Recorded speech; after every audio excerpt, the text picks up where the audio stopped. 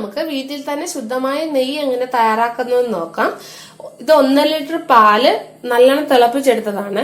ഇത് തിളപ്പിക്കുന്ന രീതി ഇങ്ങനെയാണ്. അത് ഇതിലോട്ട് കുറച്ച് വെള്ളം ഒഴിച്ചിട്ട് ഇത് നല്ലോണം തിളച്ച് വരുമ്പോൾ ഫ്ലെയിം കുറച്ച് വെച്ചിട്ട് ഒരു 10-15 മിനിറ്റ് ഇത് വേവിച്ചെടുക്കും. അങ്ങനെ വേവിച്ചെടുത്ത് വെച്ചതാണിത്. ഇത് നല്ലോണം തണുത്ത് കഴിയുമ്പോൾ ഈ പാലെടുത്ത് ഞാൻ ഫ്രിഡ്ജിൽ വെക്കും. ഫ്രിഡ്ജിൽ വെച്ച് കഴിയുമ്പോൾ ഇതിന്റെ മുകളിൽ നല്ലോണം നല്ല ക്രീം രൂപത്തിൽ വന്ന് നിൽക്കും. അത് നമ്മൾ ഒരു പാത്രത്തിലെടുത്തിട്ട് സൂക്ഷിച്ചു വെക്കണം. അങ്ങനെ സ്റ്റോർ ചെയ്ത് വെച്ചിട്ടുള്ള പാൽപ്പാടയാണിത്. ഇത് അങ്ങനെ 1 മാസം കൊണ്ട് എടുത്ത പാൽപ്പാടയാണിത്.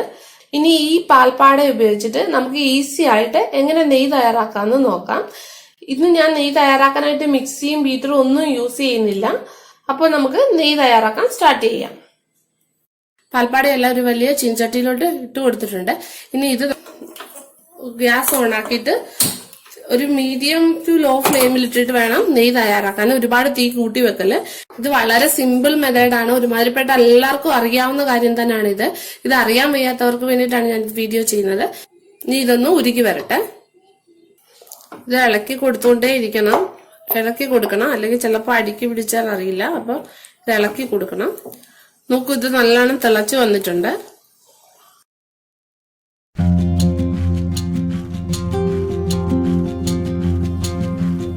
ഇതിന്റെ കളറൊക്കെ ചേഞ്ച് ആയി വന്നിട്ടുണ്ട്. ഇനി കൂടുതൽ മൂപ്പിച്ചു കഴിഞ്ഞാൽ എനിക്ക് നിറവ്യത്യാസം വരും. അപ്പൊ ഇനി ഇത് നമുക്ക് ഓഫ് ചെയ്യാം. നല്ലോണം തണുത്തതിന് ശേഷം ഒരു കുപ്പിയിലേക്ക് ഒഴിച്ചു വന്നിട്ടുണ്ട്. ഇനി ഇത് നമുക്ക് കുപ്പിയിലേക്ക് ഒഴിച്ചെടുക്കാം. അപ്പോൾ ശുദ്ധമായ നെയ്യ് റെഡി ആയിട്ടുണ്ട്.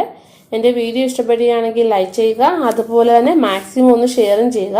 ഇനി മറ്റൊരു റെസിപ്പിയായിട്ട് കാണാം.